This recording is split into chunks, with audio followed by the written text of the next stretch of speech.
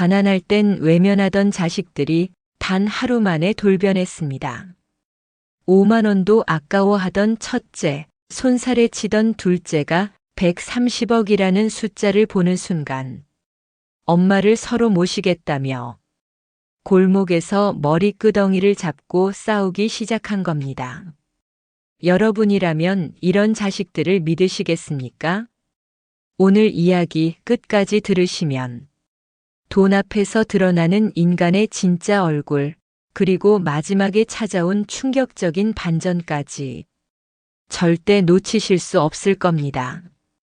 지금 구독, 좋아요 꾹 눌러주시고 함께 들어가 보시죠. 나는 올해 70을 넘겼다. 평생 전북 작은 읍내에서 돌아가신 남편과 함께 세탁소를 운영하며 자식 셋을 키워냈고 남편 없이 20년을 혼자 버텨왔다. 새벽 5시에 일어나 밤늦게까지 다리미질하던 손엔 이제 검버섯이 피어났고 허리는 구부정하게 굽었지만 그래도 만족했다. 내 품에서 자란 두 아들과 딸이 각자 제 몫을 하며 살고 있으니 말이다. 그런데 어느 평범한 화요일 오후 우편함에 꽂힌 두툼한 봉투를 열어보고 손이 덜덜 떨렸다. 도시공사 도시재개발 보상 통지서. 처음엔 무슨 말인지 이해가 안 됐다. 돋보기를 쓰고 한 글자 한 글자 천천히 읽어보니 토지 보상금 95억 건물. 보상금 35억 합계 무려 130억 원이라고 적혀 있었다.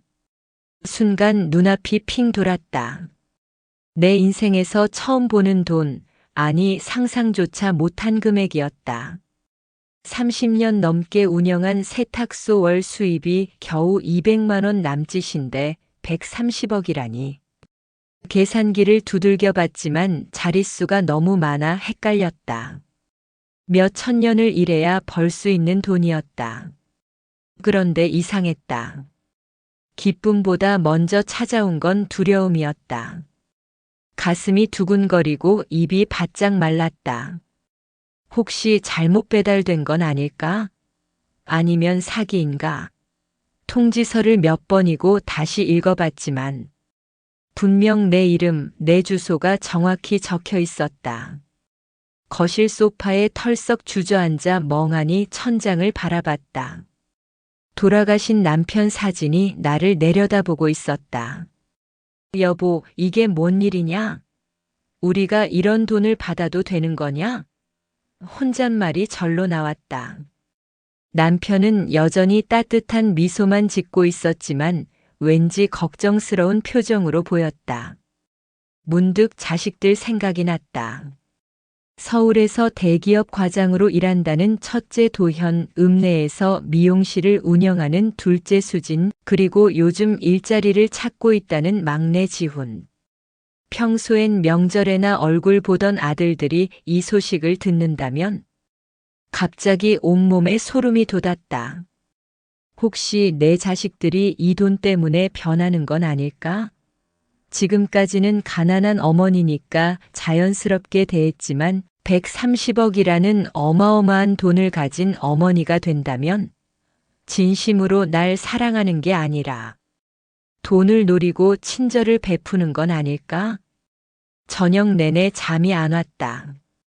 뒤척이며 생각에 잠겼다. 정말 내 자식들을 믿어도 되는 걸까?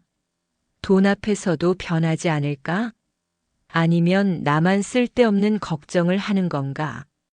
새벽 4시쯤 되어서야 결심이 섰다. 아이들에게 당분간 이 사실을 말하지 말자. 대신 평소대로, 아니 더 초라하게 그들을 찾아가 보자. 돈이 아닌 진심으로 나를 대하는 자식이 누구인지 확인해 보자. 130억이라는 거금 앞에서 내 자식들의 진짜 마음을 알 수 있을 테니까. 며칠 전 장터에서 들은 이야기가 귓가를 맴돌았다. 요즘은 재산 많으면 자식이 더 무섭다니까. 돈 때문에 부모 내쫓는 세상이요. 그때는 그냥 흘려들었는데 지금 생각해보니 왜 그렇게 가슴에 걸렸을까?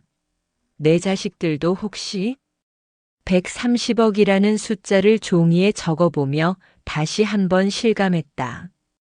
1, 10, 100, 1000만. 억 단위를 세다가 머리가 어지러워졌다. 이런 돈을 가지게 되면 정말 내가 같은 사람일까? 아니, 더 중요한 건 내 자식들이 나를 같은 어머니로 봐줄까? 첫째 도현이가 떠올랐다. 서울에서 대기업 과장으로 잘 나가는 아들. 명절 때마다 비싼 선물을 사오며 어머니 편하게 지내세요라고 말하지만 정작 1년에 몇 번이나 안부 전화를 했던가. 바쁘다는 핑계로 늘 서둘러 끊었다. 그래도 내겐 자랑스러운 아들이었는데 130억을 안다면 갑자기 효자가 될까? 아니면 진짜 관심을 가져줄까? 둘째 수진이는 어떨까? 읍내에서 미용실 예쁜이네를 운영하며 늘 바쁘게 사는 딸. 엄마 미안해. 손님이 와서. 라며 급히 끊는 통화가 일상이었다. 가끔 미용실에 들러도 직원들 앞에서 쑥스러운 듯 어색하게 인사만 나누고 돌아오곤 했다. 수진이에게 나는 그저 촌스러운 어머니였을 뿐. 하지만 130억짜리 어머니라면 막내 태우는 또 다른 걱정거리였다. 대학 졸업 후 2년째 취업 준비 중인 아들. 용돈이 떨어질 때마다 엄마 미안해요. 조금만 더 기다려주세요라며 고개 숙여 사과하는 모습이 안쓰러웠다. 그래도 셋 중에 가장 순수하고 착한 아이라고 생각했는데 혹시 이 아이도? 밤새 뒤척이며 온갖 상상을 했다. 갑자기 매일 전화를 하는 자식들, 갑자기 찾아와 안부를 묻는 자식들, 갑자거 비싼 선물을 사오는 자식들. 그런 관심이 진심에서 우러나온 것이라면 얼마나 좋을까? 하지만 만약 돈 때문이라면? 아이고, 내가 왜 이런 생각을 하나. 혼잣말을 하며 머리를 흔들었지만 일단 시작된 의심은 쉽게 사라지지 않았다.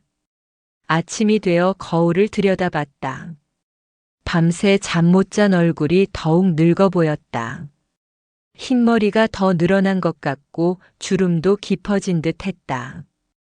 이런 초라한 어머니를 자식들이 과연 진심으로 사랑해줄까? 문득 결심이 서기 시작했다. 알아보자. 이 거대한 비밀을 숨긴 채 평소보다 더 초라한 모습으로 자식들을 만나보자. 돈이 없는 불쌍한 어머니일 때와 돈이 생긴 후의 태도를 비교해보면 답이 나올 것이다.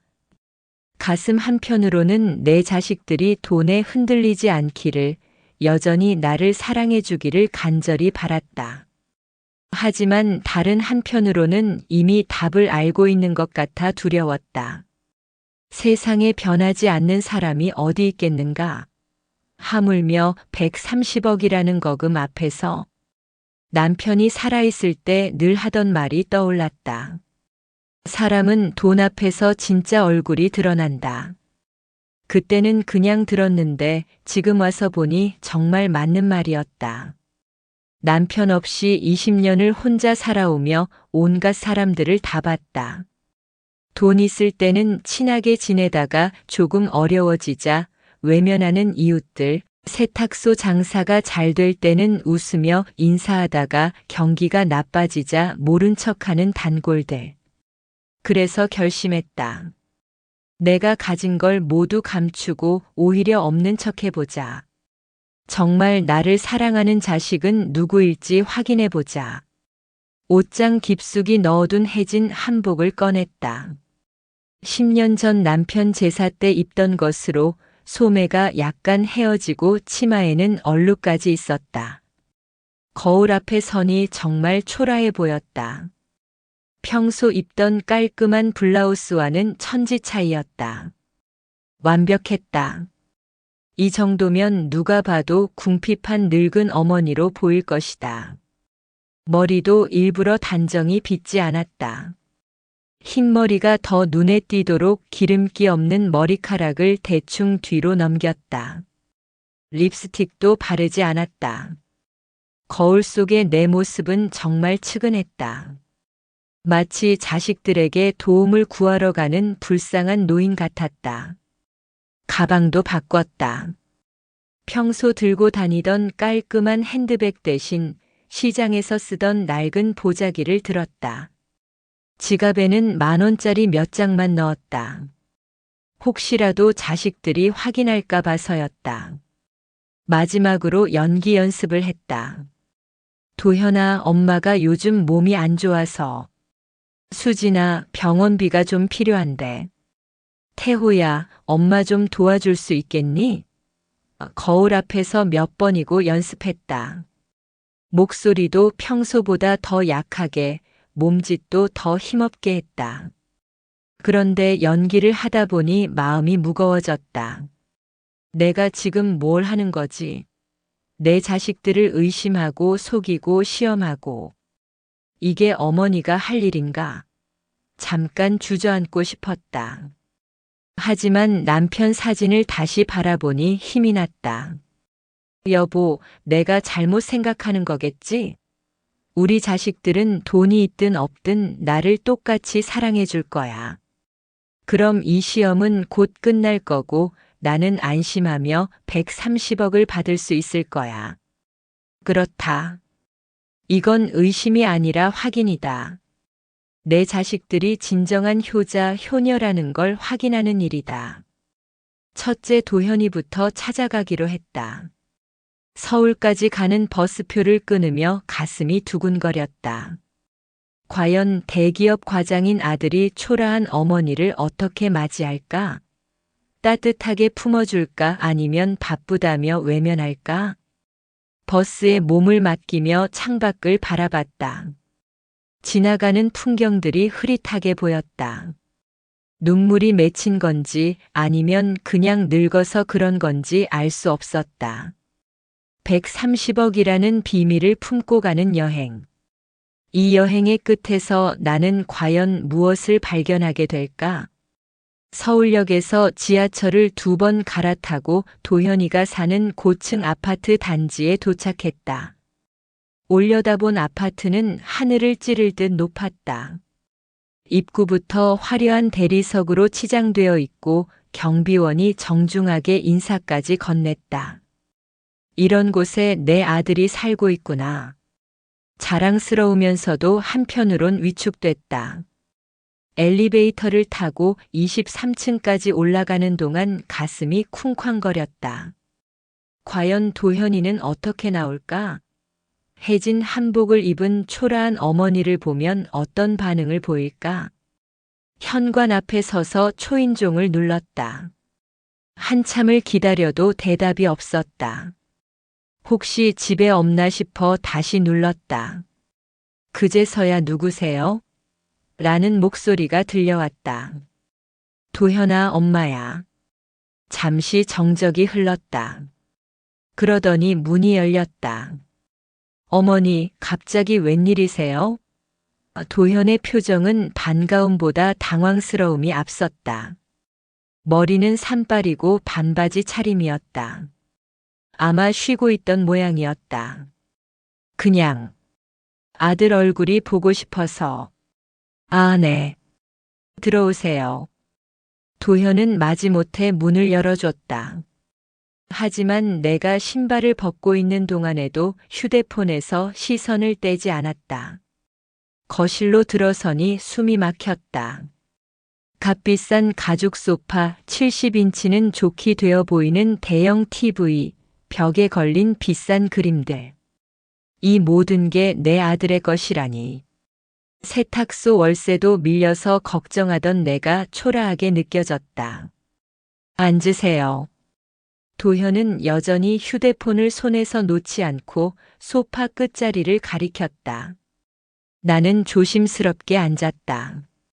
소파가 너무 부드러워서 몸이 푹 빠져들었다. 뭐 좀 드실래요? 물이나. 도현은 건성으로 물었지만 내 대답도 기다리지 않고 다시 휴대폰을 들여다봤다. 주식 앱을 보는 것 같았다.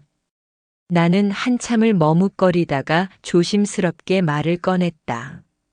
아들아, 실은 어머니가 몸이 안 좋아서 큰 수술을 해야 한다는구나. 네. 도현이 잠깐 휴대폰에서 고개를 들었다. 하지만 여전히 화면을 힐끗힐끗 쳐다봤다. 병원에서 수술비가 2천만 원쯤 든다고 하더구나. 엄마 혼자서는 도저히. 목이 메었다. 연기가 아니라 정말로 슬펐다. 내 아들이 나보다 휴대폰이 더 중요한 것 같아서. 도현은 눈살을 찌푸리며 한숨을 쉬었다. 어머니, 요즘 애들 학원비에 대출 갚느라 정말 빠듯해요. 수민이 영어 학원만 해도 월 80만 원이고 준호 태권도에 피아노까지. 아, 잠깐만요. 휴대폰이 울리자 도현은 서둘러 받았다. 여보세요? 아, 부장님. 네, 그 건은. 나를 쳐다보지도 않고 전화를 받는 아들을 바라보며 마음이 무너져 내렸다. 전화를 끄는 도현은 지갑을 꺼냈다. 어머니, 정말 죄송해요. 지금 당장 큰 돈은 어려워도. 그러더니 5만 원 한 장을 꺼내 내 손에 쥐어줬다. 택시비라도 하세요. 그리고 2천만 원은 정말 큰 돈이니까 다른 형제들과도 상의해 보세요. 그 순간 내 손끝이 얼어붙었다. 5만 원. 2천만 원을 부탁한 어머니에게 5만 원. 내가 키운 아들이, 대기업 과장인 아들이, 이 비싼 아파트에 사는 아들이. 고작 5만 원. 도현아. 목소리가 떨렸다. 어머니, 정말 죄송해요. 다음에 보너스 나오면 조금이라도 더 드릴게요. 지금은 정말. 도현은 벌써 현관 쪽으로 시선을 돌리고 있었다. 빨리 가라는 뜻이었다. 아들의 집 현관문이 닫히는 소리가 마음에 쿵 하고 울렸다. 아직도 손에 들린 5만 원 지폐가 떨리고 있었다. 엘리베이터를 기다리는 동안 다리에 힘이 풀렸다. 벽에 기대어 서서 깊은 숨을 몇 번 쉬었다. 23층에서 1층까지 내려가는 동안 숫자만 바뀌어 가는데 왜 이렇게 길게 느껴지는지. 아파트 현관을 나서자 차가운 바람이 뺨을 때렸다. 터벅터벅 지하철역으로 향하는 발걸음이 무거웠다. 주변 사람들이 모두 행복해 보였다. 젊은 엄마가 유모차를 밀며 아기와 대화하는 모습, 손을 잡고 걸어가는 연인들, 웃으며 떠드는 학생들. 모두가 내가 부러워할 만한 일상을 살고 있는 것 같았다. 지하철 계단을 내려가며 주머니 속 5만 원 지폐를 만졌다. 돌덩이처럼 무겁게 느껴졌다. 정말 내가 돈이 없으면 이렇게 버려지는 존재인가. 혼잣말이 절로 나왔다. 30년 넘게 기저귀 갈아주고 밥 먹여주고 병들면 밤새 간병했던 내 아들이 고작 5만 원이라니. 지하철에 앉아 창밖을 바라보니 눈물이 왈칵 쏟아졌다. 옆자리 승객들이 힐끗힐끗 쳐다봤지만 닦을 틈도 없었다. 마음이 너무 아팠다. 하지만 아직 포기할 수는 없었다. 둘째 수진이가 남아있으니까. 수진이는 다를 거야. 딸이니까. 아들들은 원래 결혼하면 처가에 신경 쓰느라 친정에 소홀하다고 하잖아. 하지만 딸은 다르지. 더군다나 수진이는 어릴 때부터 다정하고 섬세한 아이였어. 분명 도현이와는 다를 거야. 그런 희망을 품고 수진이의 미용실이 있는 읍내로 발걸음을 옮겼다. 버스에서 내려 익숙한 골목길을 걸으며 조금씩 마음을 추스렸다. 이번엔 다를 거야. 수진이는 내 딸이야. 엄마가 아프다고 하면 가장 먼저 달려와 줄 아이야. 하지만 미용실이 가까워질수록 마음속에서는 자꾸만 불길한 그림자가 피어올랐다. 만약에 정말 만약에 수진이도 도현이와 같다면? 아니야, 그럴 리 없어. 수진이는 달라. 분명히 달라. 예쁜이네 미용실 간판이 보였다. 수진이가 5년 전에 오픈한 작은 미용실이었다. 그때 개업 축하금으로 내가 얼마나 무리해서 100만 원을 마련해 줬던가. 수진이는 그때 내 손을 꼭 잡고 엄마 고마워요. 열심히 해서 엄마한테 용돈도 드릴게요라고 했었다. 미용실 앞에 서서 유리창 너머를 들여다봤다. 수진이가 손님 머리를 하고 있었다. 익숙한 손놀림으로 가위질하는 모습이 야무져 보였다. 내 딸이 이렇게 성장했구나. 뭔가 뿌듯하면서도 한편으로는 낯설었다. 손님들도 몇 명 앉아 있었다. 다들 수진이와 즐겁게 대화하며 웃고 있었다. 수진이는 정말 사교적이고 밝은 아이였다. 이런 아이가 엄마를 차갑게 대할 리는 없어. 절대 없어. 그런데 왜 이렇게 발이 떨어지지 않을까? 왜 이렇게 두려울까? 도현이의 차가운 표정이 자꾸 떠올랐다. 혹시 수진이도? 아니야. 생각하지 마. 수진이는 다르니까. 깊게 숨을 한 번 쉬고 미용실 문을 열었다. 딸랑딸랑 방울 소리가 정겹게 울렸다. 과연 두 번째 아이는 어떤 반응을 보일까? 내 마지막 희망인 딸은 정말 다를까? 문을 열며 수진이와 눈이 마주쳤다. 그 순간 수진이의 표정에서 무언가를 읽을 수 있을 것 같았다. 반가움일까, 당황스러움일까, 아니면 또 다른 무엇일까? 어머니? 수진이의 표정에는 분명히 당황스러움이 스쳐 지나갔다. 손님들이 있는 상황에서 초라한 어머니의 등장이 부담스러워 보였다. 수진아, 엄마가 왔구나. 아, 네. 잠깐만요. 수진이는 손님에게 작업을 마저 마친 후 나를 구석진 의자로 안내했다. 어머니, 갑자기 어쩐 일이세요? 전화라도 하시지. 그냥 딸 보고 싶어서. 나는 조심스럽게 말을 꺼냈다. 실은 어머니가 몸이 안 좋아서 큰 수술을 해야 한다는구나. 병원에서 수술비가 2천만 원 정도 든다고 하더라. 수진이의 얼굴이 굳어졌다. 손님들이 힐끗힐끗 쳐다보자 더욱 불편해했다. 어머니, 지금 손님들이 있어서. 그리고 요즘 미용실도 경기가 안 좋아서 적자예요. 임대료에 직원 월급까지. 수진아, 엄마가. 어머니, 죄송해요. 정말 도와드리고 싶지만 지금은. 수진이는 아예 고개를 돌려버렸다. 그리고는 다른 손님을 부르며 바빴다는 듯이 일에만 집중했다. 생활고를 핑계로 아예 도움을 거절하고 외면하는 딸. 서민적이고 성실할 줄 알았던 수진이마저도 결국 돈 앞에서는 다르지 않았다. 나는 말없이 미용실을 나왔다. 두 아이 모두에게 버림받은 기분이었다. 하지만 아직 한 명이 더 남아 있었다. 막내 지훈이.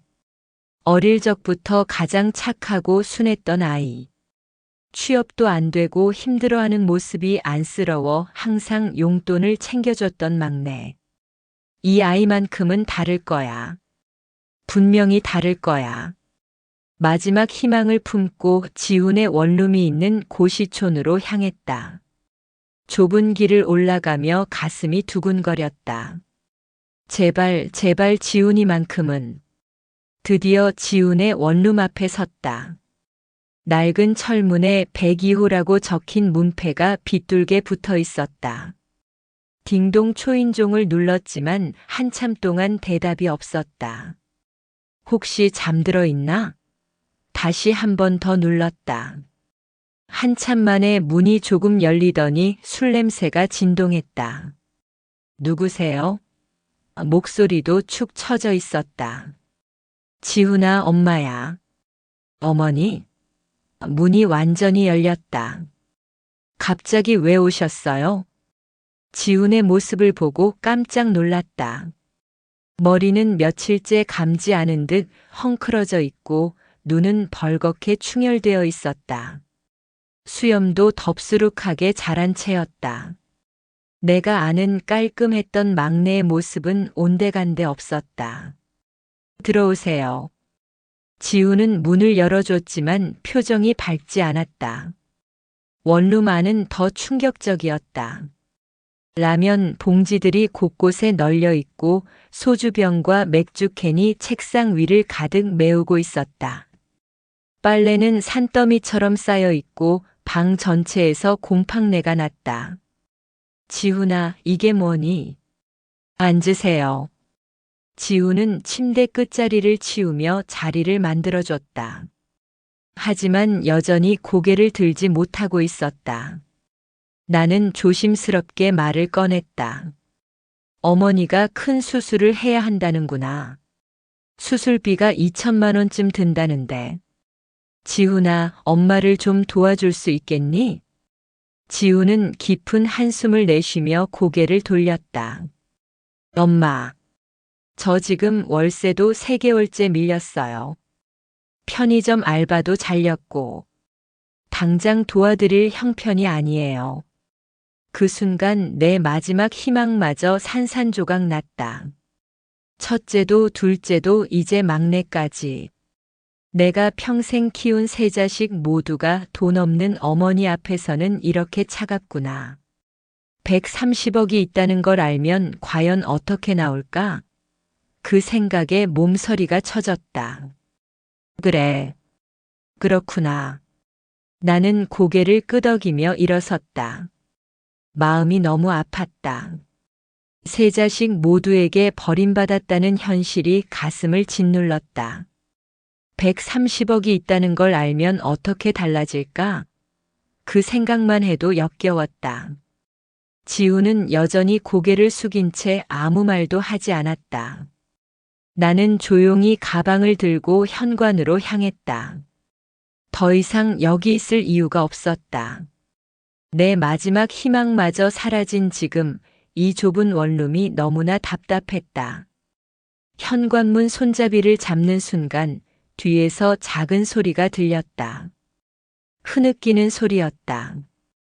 돌아보니 지훈이 고개를 감싸쥐고 있었다. 어깨가 떨리고 있었다. 지훈아. 엄마. 지훈이 고개를 들었다. 눈물이 뺨을 타고 흘러내리고 있었다. 정말 죄송해요. 제가 너무 한심해서. 나는 문을 열려다가 손을 멈췄다. 이 아이도 나름대로 힘들었구나. 2년째 취업이 안 되고 월세도 밀리고 얼마나 절망스러웠을까. 그런데 그 순간 지훈이 벌떡 일어나더니 내 앞으로 달려왔다. 어머니, 잠깐만요. 지훈은 슬리퍼 차림 그대로 내 앞에 무릎을 꿇었다.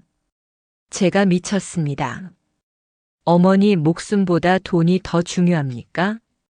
지훈아, 일어나. 아니에요. 지훈의 목소리가 떨렸다. 저 정말 바보였어요. 형들은 어떻게 했는지 모르지만 저만큼은 달라야 하는데. 그는 흐느끼며 말을 이어갔다. 어머니가 저를 얼마나 아껴주셨는데. 취업 안 될 때마다 용돈 주시고 밥 못 먹는다고 반찬 가져다 주시고. 나는 가슴이 뭉클해졌다. 이 아이가 기억하고 있었구나. 잠깐만요. 지우는 서둘러 방 안으로 들어가더니 서랍을 뒤졌다. 그리고는 낡은 통장을 들고 나왔다. 이게 제 전 재산 통장입니다.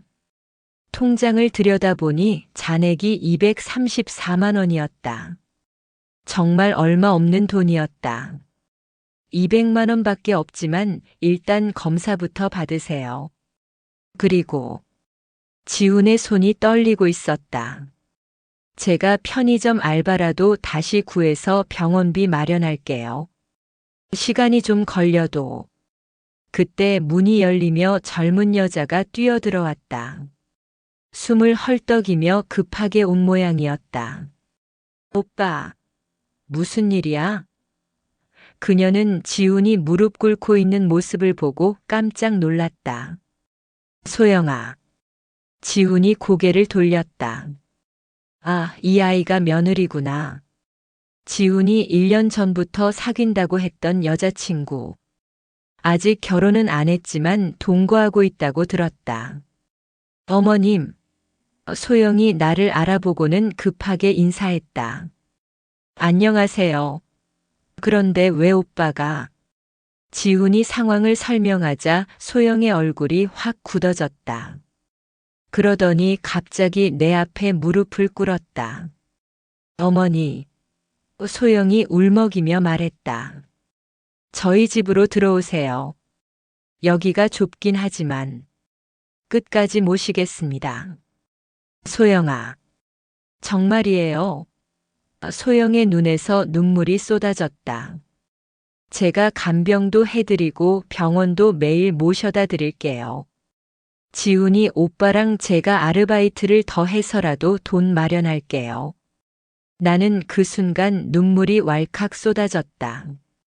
가진 건 정말 없지만 진심만큼은 가득한 아이들이었다. 200만 원이 전부인 통장을 선뜻 내밀고 좁은 원룸에 모시겠다고 하는 이 순수한 마음들. 지훈아, 소영아. 목이 메었다. 고맙구나. 지훈이 일어서서 내 손을 잡았다. 어머니, 걱정하지 마세요. 저희가 있잖아요. 소영도 고개를 끄덕이며 말했다. 어머님, 저희는 돈은 없어도 마음만은 진짜예요.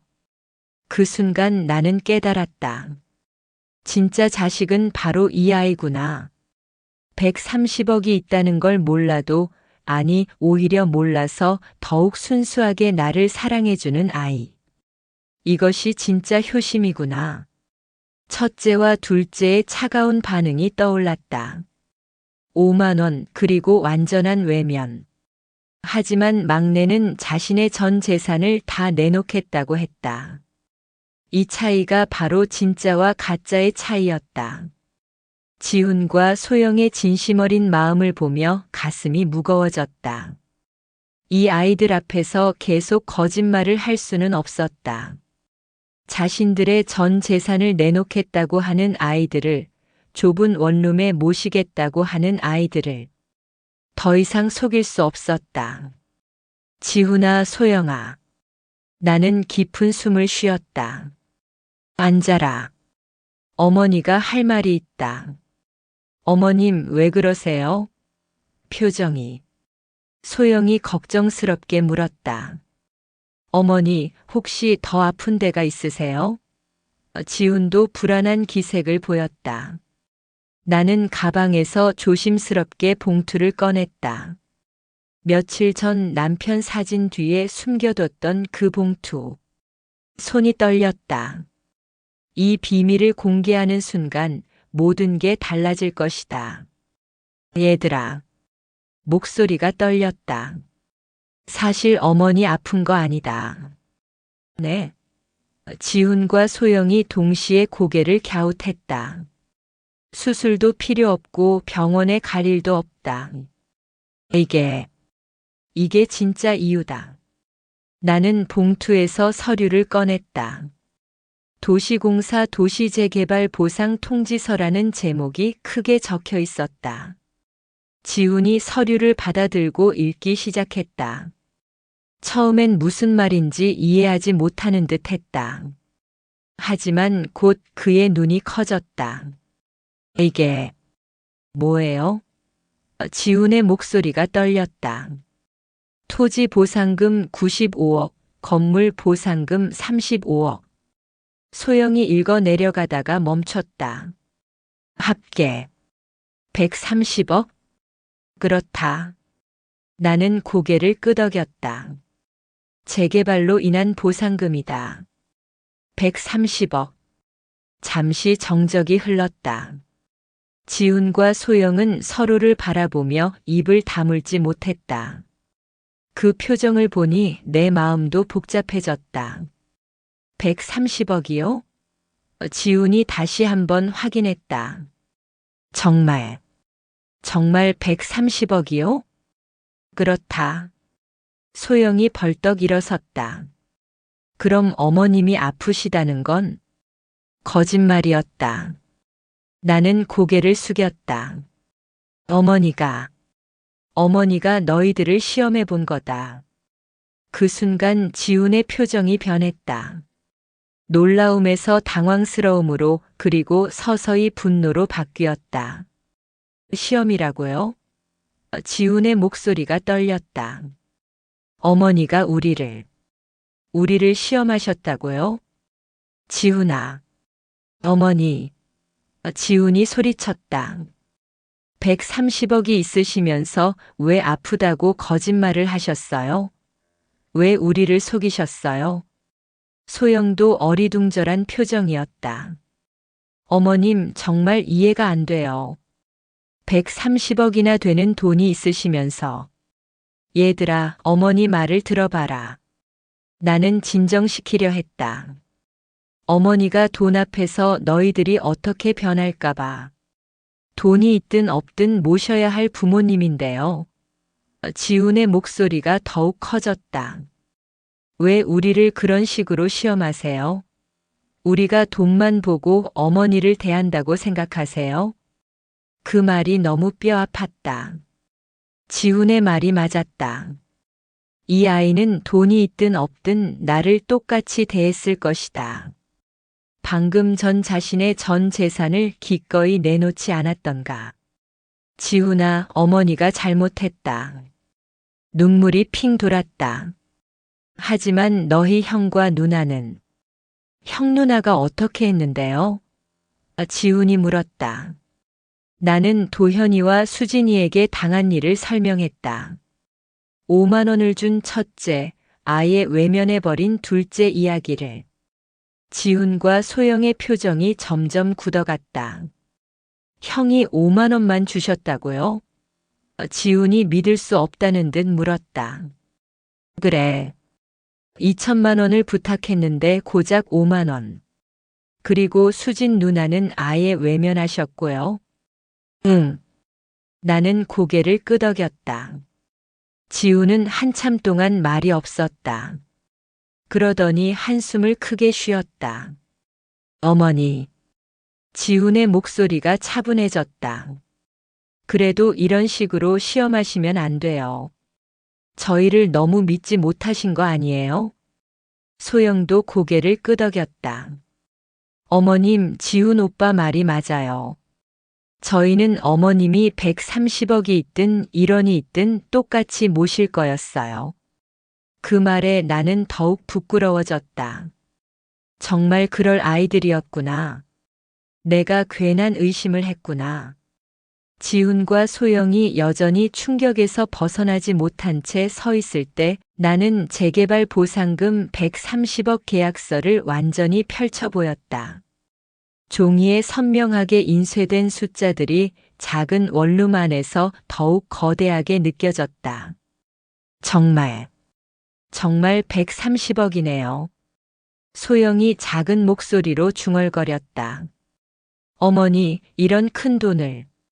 지훈도 아직 현실감이 없는 듯 했다. 그런데 바로 그때 원룸 좁은 창문 너머로 수상한 기척이 느껴졌다. 고개를 돌려보니 이웃 몇 명이 창문 앞에 모여 웅성거리고 있었다. 어머, 저기 봐. 뭔가 종이 펼쳐놓고 있네. 보상금이래. 100억이 넘는다네. 진짜? 그 세탁소 할머니가? 응, 재개발 보상금이래.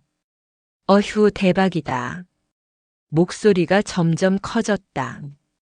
그리고 그 수군거림은 좁은 골목을 타고 순식간에 퍼져나가기 시작했다. 아이고, 안 돼. 나는 급히 서류를 접으려 했지만 이미 늦었다. 어머님, 창문 좀 닫을게요. 소영이 서둘러 커튼을 쳤지만 이미 소문은 날개를 달고 퍼져나가고 있었다. 130억이래, 130억. 아이고, 부럽다. 재개발 대박이네. 진짜 대박. 골목 전체가 술렁이기 시작했다. 문을 열고 나와서 대화하는 사람들, 핸드폰으로 누군가에게 전화하는 사람들. 순식간에 고시촌 전체가 떠들썩해졌다. 나는 식은땀이 났다. 이런 어쩌나. 어머니 괜찮아요. 그냥 소문이니까. 지훈이 달래려 했지만 그의 표정도 불안해 보였다. 그날 저녁 예상했던 일이 일어났다. 소문은 결국 첫째 도현과 둘째 수진의 귀에까지 들어간 것이다. 도현에게는 회사 동료가 전화를 했다. 야, 도현아. 내 어머니 대박 터졌다면서 130억 받았다던데? 지금 여기 동네 사람들 그 얘기로 다 난리야. 수진에게는 미용실 단골 손님이 와서 말했다. 사장님, 어머니가 보상금 제일 많이 받으셨다며? TV에서만 보던 그런 일이 실제로 있네요. 두 사람 모두 처음엔 믿지 못했다. 하지만 여러 사람이 같은 이야기를 하자 이건 진짜구나 싶었다. 어머니가 막내 집에 계시다더라. 게다가 보상금이 130억이래. 뭔가 중요한 일이 벌어지고 있다는 것을 직감했다. 그리고 지체할 틈도 없이 막내의 원룸으로 달려갔다. 오후 7시경 골목 어귀에서 자동차 소리가 요란하게 울렸다. 급브레이크를 밟는 소리와 함께 검은색 세단이 미끄러지듯 멈췄다. 차 문이 벌컥 열리더니 도현이 땀에 젖은 얼굴로 뛰어내렸다. 평소에 점잖은 모습은 온데간데 없고 머리는 헝클어져 있었다. 아마 회사에서 급히 나온 모양이었다. 어머니, 여기 계셨군요. 도현은 거친 숨을 몰아쉬며 원룸 문을 두드렸다. 문이 열리자 도현의 시선은 즉시 바닥에 흩어진 서류로 향했다. 130억이라는 숫자가 보이는 순간 그의 눈이 휘둥그레졌다. 이게 진짜예요? 130억이라고요? 잠시 후 택시 한 대가 골목으로 급히 들어와 멈춰 섰다. 둘째 수진이 허겁지겁 뛰어내렸다. 머리핀도 제대로 꽂지 못한 채 앞치마를 두른 채로 뛰어온 것 같았다. 어머니, 정말 소문이 사실이에요? 수진은 문턱도 넘지 못한 채 소리쳤다. 130억 맞죠? 이건 로또보다 더 큰 돈이에요. 그 순간부터 상황은 완전히 달라졌다. 방금 전까지 조용하던 좁은 원룸이 순식간에 아수라장이 되었다. 어머니는 제 아파트로 오셔야 합니다. 도현이 고래고래 소리쳤다. 제가 경제적으로 충분히 모실 수 있어요. 좋은 병원도 가까이 있고. 무슨 소리예요? 수진도 지지 않고 소리쳤다. 어머니는 제가 모셔야죠. 가게도 있고 제가 더 자주 돌볼 수 있어요. 누나는 미용실 때문에 바쁘잖아요. 저는 회사원이니까 규칙적이고. 오빠는 서울이라 너무 멀어요. 여기가 어머니 터전인데. 나는 눈앞에서 벌어지는 광경이 믿기지 않았다. 며칠 전까지만 해도 나를 외면하던 자식들이 돈 얘기 하나에 완전히 다른 얼굴이 되어버렸다. 5만 원을 던져주며 빨리 가라고 했던 도현 손님들 앞에서 부끄러워하며 외면했던 수진. 그들이 지금은 나를 모시겠다며 목소리를 높이고 있었다. 지훈과 소영은 구석에서 이 광경을 넋 잃고 바라보고 있었다. 그들의 표정에서 실망과 분노, 그리고 깊은 슬픔을 읽을 수 있었다. 도현과 수진이 서로 어머니를 모시겠다며 소리 지르는 가운데 도현이 갑자기 주머니에서 계산기를 꺼내 들었다. 손가락으로 숫자를 빠르게 누르기 시작했다. 130억을 3으로 나누면 딸각딸각 계산기 소리가 좁은 원룸에 울렸다. 43억 3천만 원씩. 도현이 계산기 화면을 들어보이며 소리쳤다. 3등분하면 1인당 43억입니다. 이게 제일 공평해요. 뭐라고? 수진이 버럭 소리를 질렀다. 공평하다고? 오빠는 아까 어머니가 수술비 달라고 했을 때 뭐 했어요? 그건 5만 원. 고작 5만 원 던져주고 빨리 가라고 했잖아요. 수진의 목소리가 날카로워졌다. 그런 사람이 43억을 가져갈 자격이 있어요? 도현의 얼굴이 빨갛게 달아올랐다. 그때는 몰랐잖아. 어머니가 130억이나 있는 줄 어떻게 알았겠어? 몰랐다고. 그럼 알았으면 더 줬다는 거예요? 수진이 비꼬듯 웃었다. 결국 돈이 있을 때만 잘해주겠다는 소리네요. 수진이도 마찬가지잖아요. 도현이 반박했다. 어머니가 미용실에 갔을 때 손님들 앞에서 창피해하며 외면했으면서.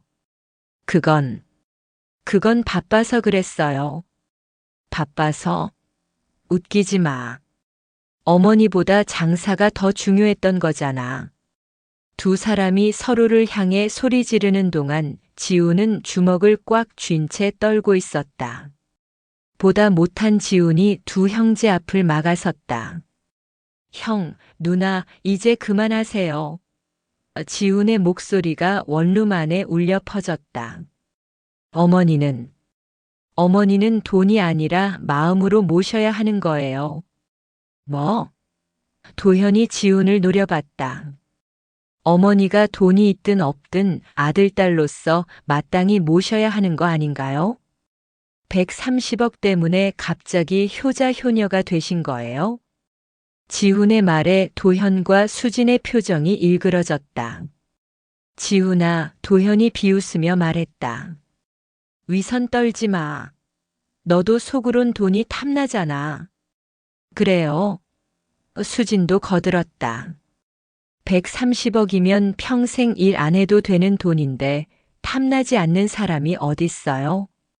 130억을 혼자 다 가지려고 우리를 나쁜 놈으로 만들려는 거지. 도현이 지훈을 가리키며 소리쳤다. 아니에요. 지훈도 목소리를 높였다. 저는 어머니 돈 한 푼도 바라지 않아요. 거짓말하지 마. 수진이 팔짱을 끼며 말했다. 2년째 백수인 주제에 130억 앞에서 욕심 없다고. 누가 믿겠어요? 그 순간 소영이 참지 못하고 나섰다. 그만하세요. 소영이 눈물을 흘리며 소리쳤다.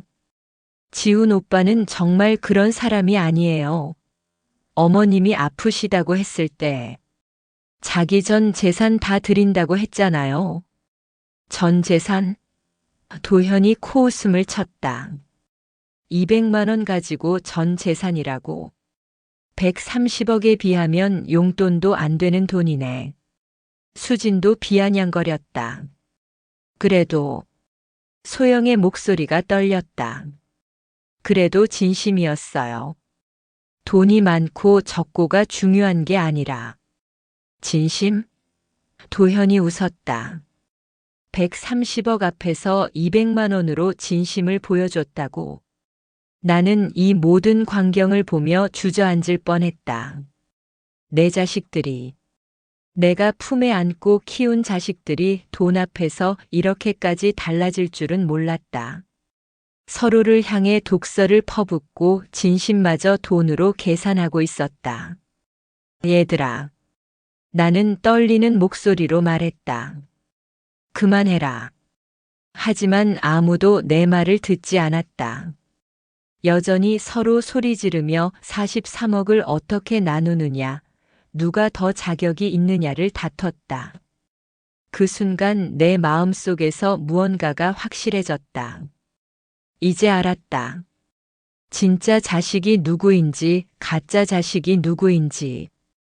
돈이 있다는 것을 안 순간부터 달라진 도현과 수진, 그리고 끝까지 변하지 않은 지훈과 소영.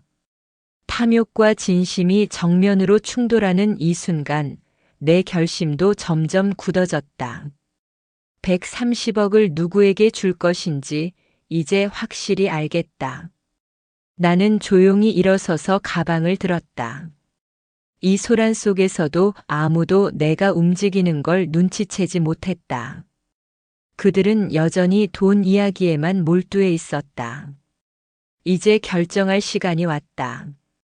좁은 원룸 안에서 벌어지는 자식들의 추악한 다툼을 더 이상 참을 수 없었다.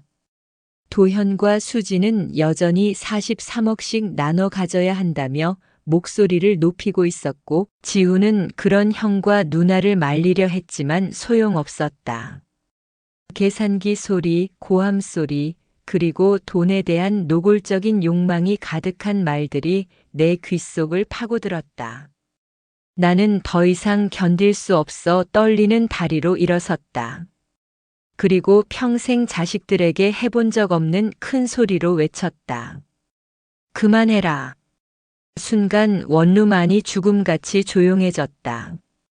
도현과 수진의 입이 딱 다물어졌고 지훈과 소영도 깜짝 놀라 나를 바라봤다. 창밖에서 들려오던 고시촌의 소음마저 멈춘 것 같았다. 엄마. 도현이 작은 목소리로 불렀다. 어머니. 수진도 당황한 기색을 보였다. 하지만 나는 이미 한계에 다다른 상태였다. 70년을 살아오며 이렇게 실망한 적이 없었다.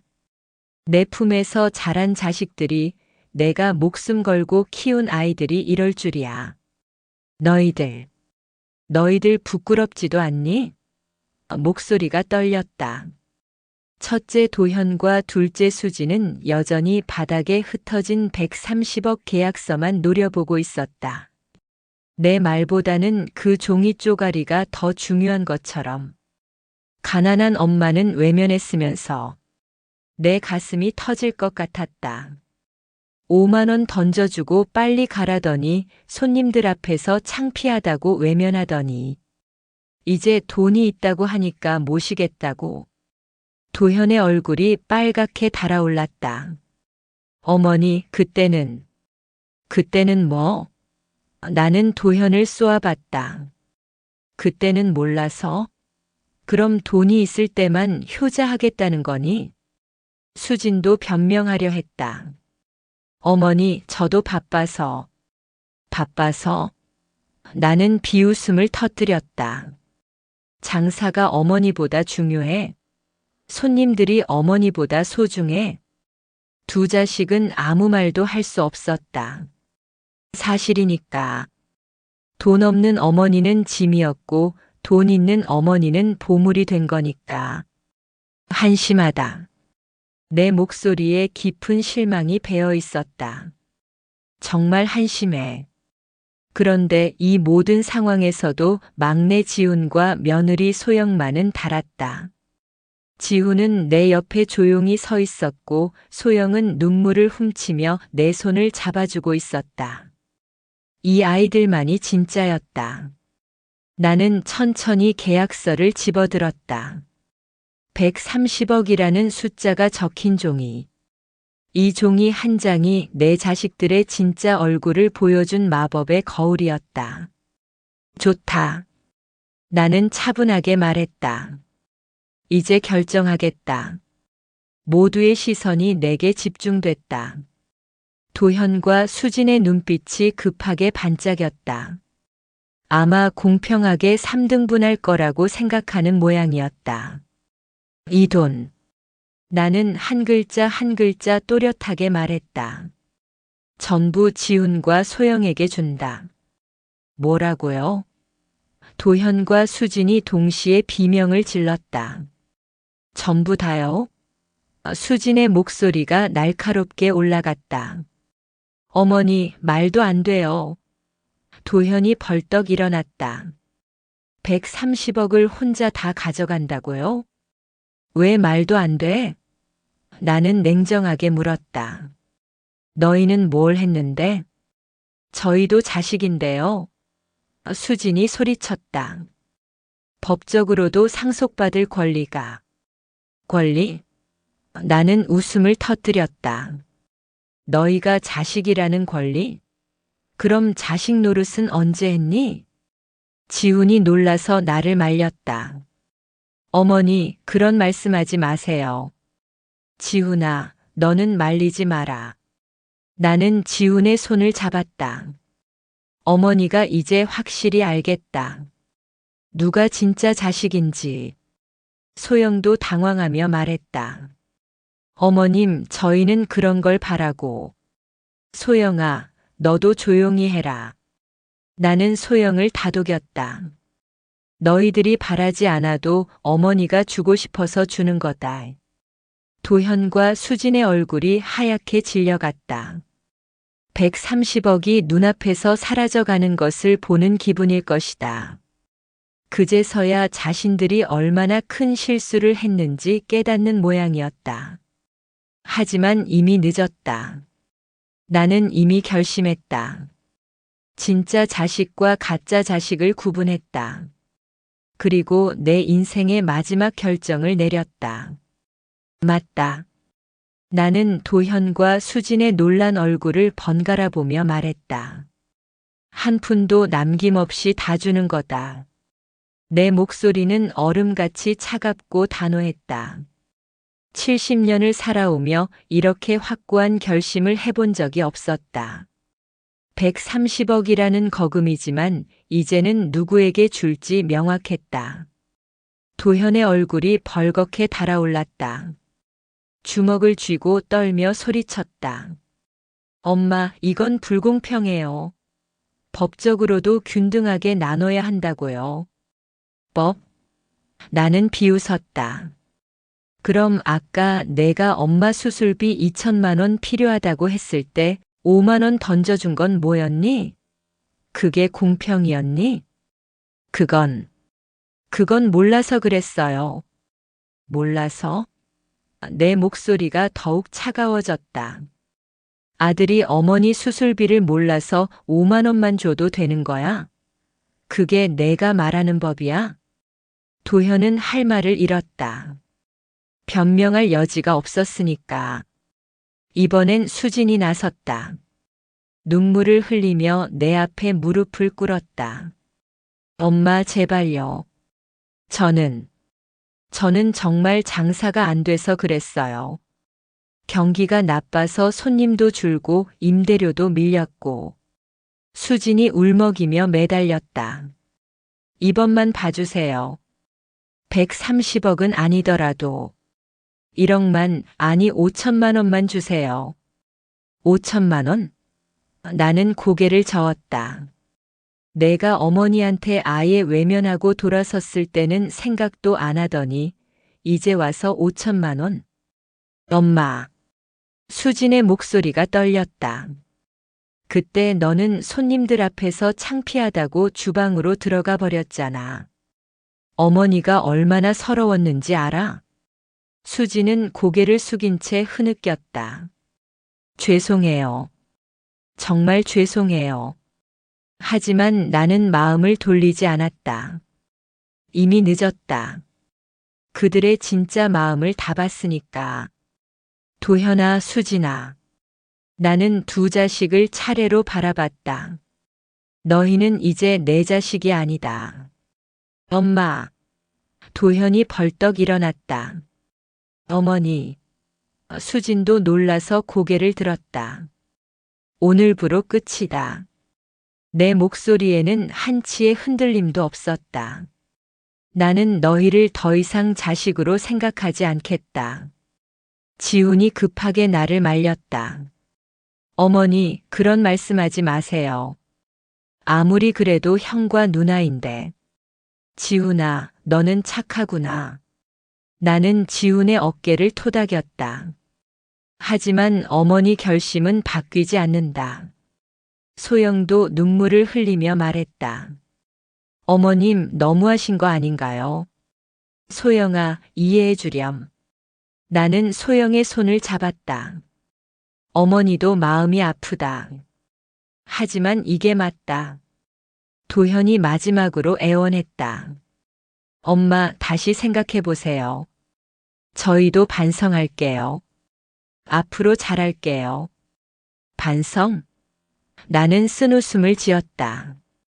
130억 때문에 반성하는 거지. 돈이 없었으면 계속 외면했을 거면서. 그게 아니에요. 그게 맞아. 나는 단호하게 말했다.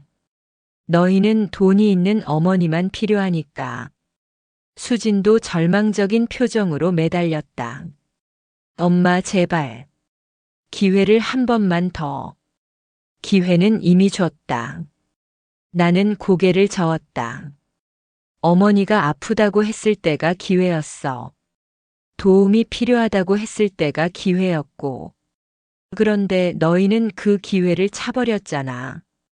원룸안이 무거운 침묵에 휩싸였다. 도현과 수지는 절망한 얼굴로 서 있었고 지훈과 소영은 어쩔 줄 몰라 했다. 이제 가거라. 나는 도현과 수진을 향해 말했다. 다시는 어머니라고 부르지도 마라. 엄마, 어머니. 두 사람이 마지막으로 불러봤지만 나는 고개를 돌려버렸다. 더 이상 들을 말이 없었다. 결국 도현과 수지는 절망한 얼굴로 원룸을 나섰다. 문이 닫히는 소리가 쿵 하고 울렸다. 130억을 놓친 두 사람의 발걸음은 무겁고 느렸다. 골목으로 사라져가는 그들의 뒷모습을 보며 나는 가슴 한편이 아팠다. 그래도 내가 낳고 키운 자식들인데. 하지만 이미 선택은 끝났다. 진짜 자식과 가짜 자식을 구분했고 내 결심은 확고했다. 지금 내 곁에 남은 건 지훈과 소영뿐이었다. 그리고 그것으로 충분했다. 그로부터 한 달이 흘렀다. 도현과 수진을 내 곁에서 떠나보낸 그날 이후 내 인생은 완전히 달라졌다. 130억 보상금 중 일부로 지훈 부부와 함께 작은 아파트를 마련했다. 3룸짜리로 넓지는 않았지만 그 어떤 호화로운 집보다 따뜻했다. 각자의 방이 있고 넓은 거실에서는 함께 TV도 보고 이야기도 나눌 수 있었다. 이사 첫날 소영이 정성스럽게 이사국수를 끓여줬다. 어머님, 새 집에서 첫 끼니예요. 맛있게 드세요. 그 따뜻한 미소를 보며 가슴이 뭉클했다. 이런 게 진짜 가족이구나. 매일 아침이 기다려졌다.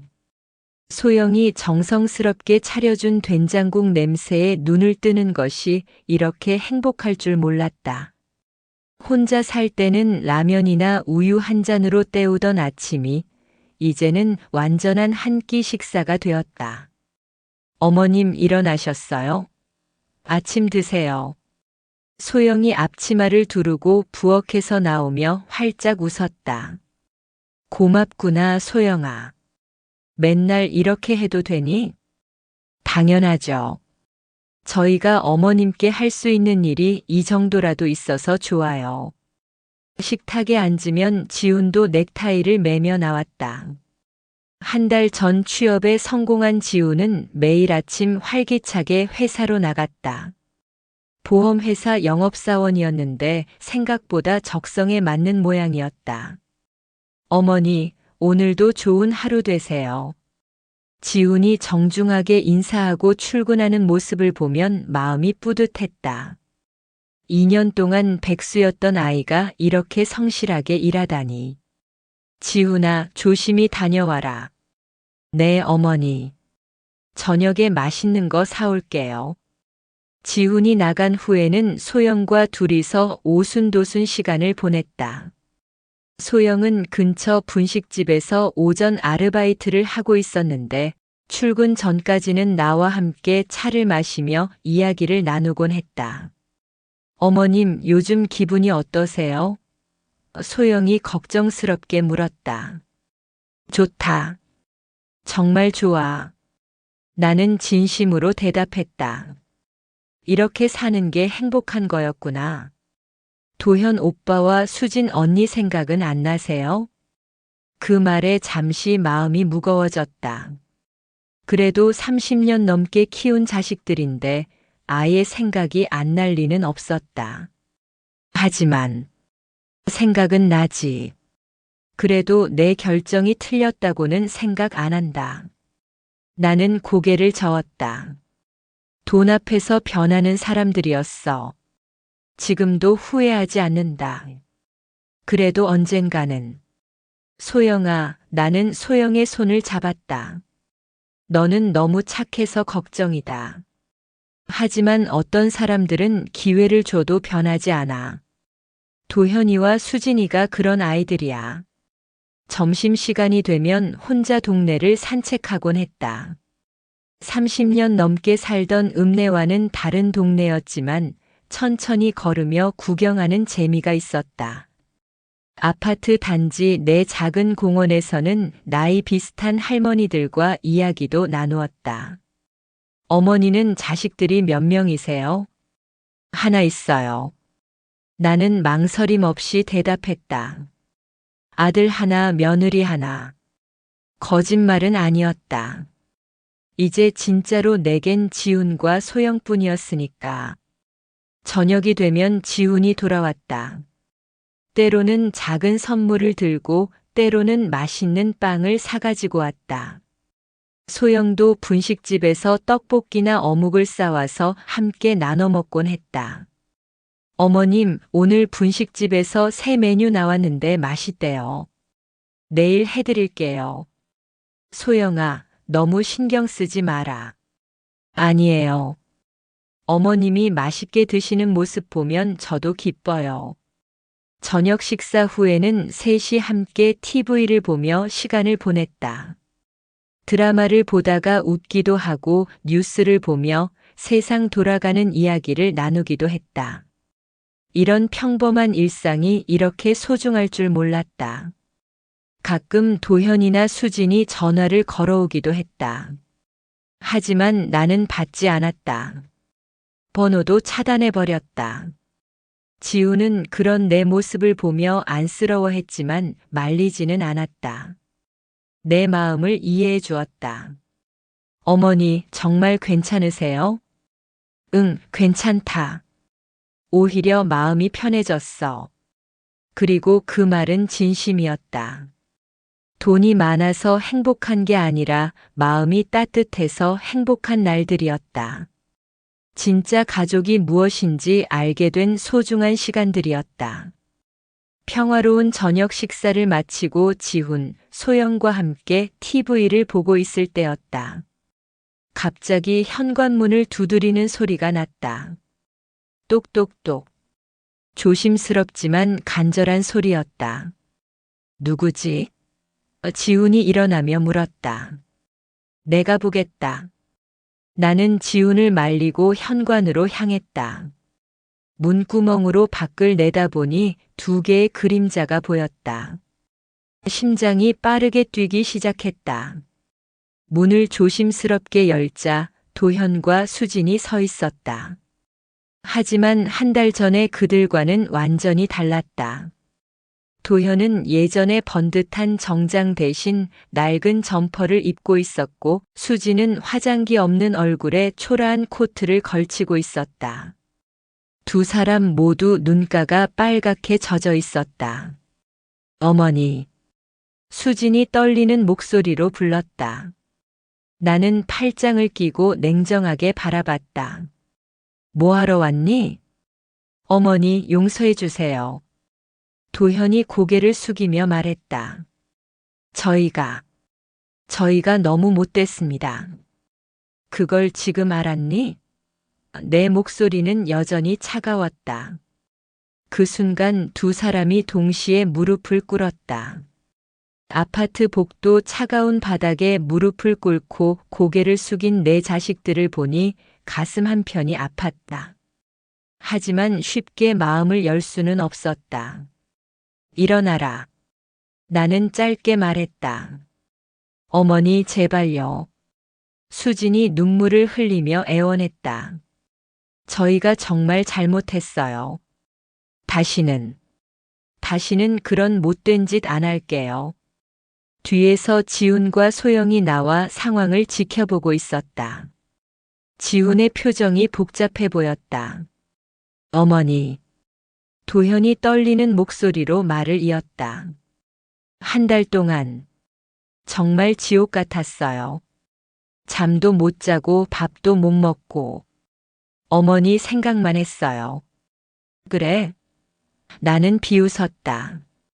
130억 생각은 안 했니? 아닙니다. 도현이 고개를 들며 급하게 말했다. 돈은 상관없어요. 정말 상관없어요. 그냥 엄마가 너무 그리웠어요. 수진도 고개를 들었다. 어머니, 저도 마찬가지예요. 미용실도 제대로 못하겠고 손님들한테도 집중을 못하겠고 어머니 없는 삶이 이렇게 힘든 줄 몰랐어요. 나는 여전히 팔짱을 낀 채 그들을 내려다봤다. 돈 때문에 온 거 아니냐? 정말 아닙니다. 도현이 간절하게 대답했다. 어머니, 130억 다 지훈이한테 주세요. 저희는 상관없어요. 그냥 다시 어머니 자식으로 받아주세요. 그래, 맞아요. 수진도 눈물을 닦으며 말했다. 돈은 포기할게요. 지훈이가 다 가져도 돼요. 저희는 그냥 어머니만 있으면 돼요. 그 말을 듣고 있던 지훈이 앞으로 나섰다. 어머니, 지훈이 조심스럽게 말했다. 그래도 형과 누나잖아요. 한 번만 기회를 주시면 안 될까요? 지훈아. 나는 지훈을 바라봤다. 저도 처음에는 화가 났어요. 형과 누나가 어머니를 그렇게 대한 게. 지훈의 목소리가 진중했다. 하지만 한 달 동안 보니까 저희도 가족이잖아요. 어머니께서 그렇게 키우신 자식들이고 소영도 뒤에서 조용히 고개를 끄덕였다. 어머니, 도현이 다시 말했다. 정말 후회하고 있어요. 매일 밤 잠자리에서 그날 일을 생각하면 어떻게 그런 못된 짓을 했는지 모르겠어요. 저도요. 수진이 흐느꼈다. 미용실에서 어머니를 외면한 것도 무릎 꿇고 있는 두 자식을 보니 마음이 흔들렸다. 그래도 30년 넘게 키운 내 자식들이었다. 아무리 미워도 아무리 실망스러워도 부모의 마음이란 쉽게 돌아서지 않는 법이었다. 하지만 쉽게 용서할 수는 없었다. 그들이 보여준 모습이 너무 충격적이었고 그 상처가 아직 아물지 않았다. 일어나라. 나는 다시 말했다. 복도에서 이러면 이웃들이 뭐라고 하겠니?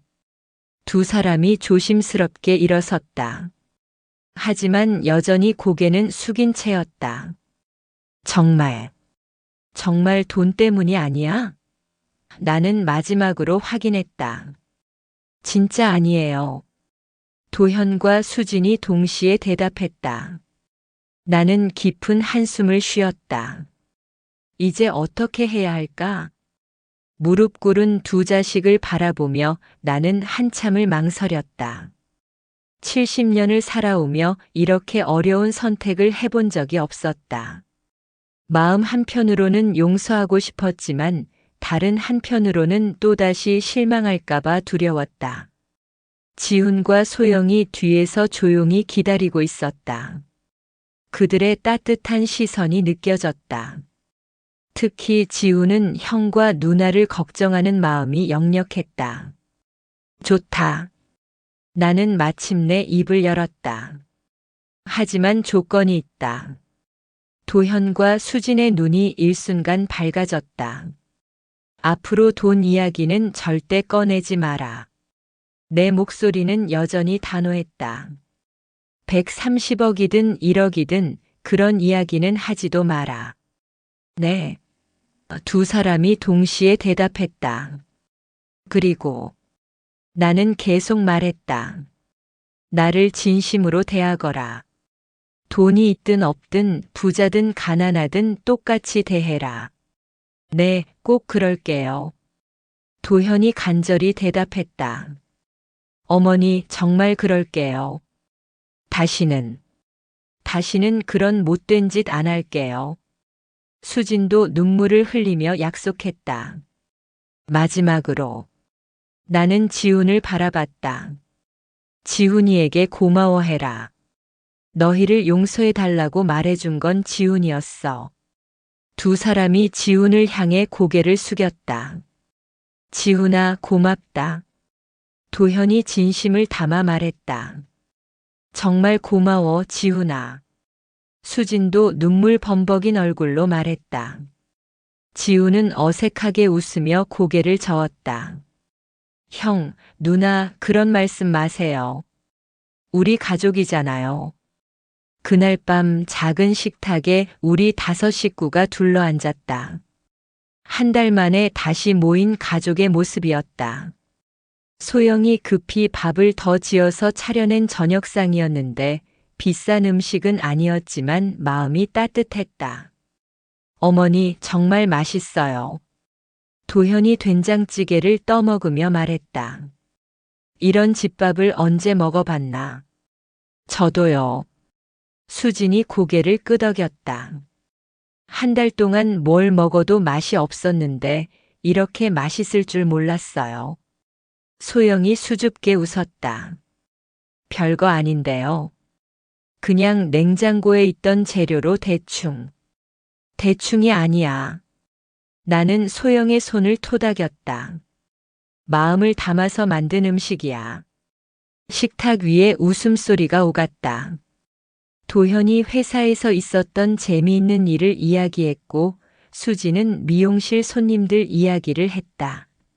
지우는 새로 시작한 보험회사 일이 생각보다 재미있다고 했다. 그런데 어머니, 도현이 조심스럽게 물었다. 저희 때문에 많이 힘드셨죠? 그랬지. 나는 솔직하게 대답했다. 너희들이 변한 모습을 보고 정말 많이 실망했다. 죄송해요. 수진이 고개를 숙였다. 하지만 이제 괜찮다. 나는 미소 지었다. 사람은 실수할 수 있어. 중요한 건 그 실수를 깨닫고 다시 시작하는 거니까. 지훈이 물었다. 엄마, 이제 정말 행복하세요? 나는 식탁 둘레를 천천히 둘러봤다. 도현이 진심으로 반성하는 모습, 수진이 눈물을 훔치며 웃는 모습, 지훈이 형과 누나를 챙기는 모습, 소영이 모든 걸 따뜻하게 받아주는 모습. 그럼 나는 확신을 담아 대답했다. 내 곁에 너희 모두가 있으니 충분히 행복하다. 그 순간 나는 깨달았다. 130억이라는 돈은 처음에는 우리 가족을 갈라놓았다. 자식들의 진짜 모습을 드러내며 상처를 주었다. 하지만 결국에는 진정한 가족의 의미를 일깨워 주었고 다시 우리를 하나로 묶어 주었다. 진짜 부자는 돈 많은 사람이 아니라 이렇게 따뜻한 밥상을 함께 나누는 사람이었다. 마음을 나누고 웃음을 나누고 때로는 눈물도 나누는 그런 사람이 진정한 부자였다. 어머니, 소영이 조심스럽게 말했다. 저희가 계속 이렇게 함께 살 수 있을까요? 당연하지. 나는 소영의 손을 잡았다. 이제 우리는 진짜 가족이야. 도현과 수진도 고개를 끄덕였다. 그들의 눈에는 더 이상 돈에 대한 욕심이 아닌 가족에 대한 사랑만 보였다. 작은 식탁, 소박한 음식, 하지만 따뜻한 마음들. 이것이야말로 내가 평생 찾아 헤맨 진정한 행복이었다. 130억보다 더 값진 돈으로는 살 수 없는 보물이었다. 밤이 깊어가고 있었지만 우리 가족의 시간은 이제 막 시작인 것 같았다. 여러분, 돈 앞에서 드러나는 사람의 진짜 얼굴, 충격적이지 않으셨습니까? 5만 원도 아까워하던 자식들이 130억 앞에서 얼마나 빨리 변하는지. 혹시 내 가족도 그럴까 나도 모르게 생각하게 되지 않으셨나요? 오늘 이야기 마음에 와 닿으셨다면 구독과 좋아요 그리고 댓글까지 꼭 부탁드립니다. 여러분의 가족 이야기도 댓글로 들려주세요. 다음 이야기는 더 강렬한 반전으로 찾아오겠습니다.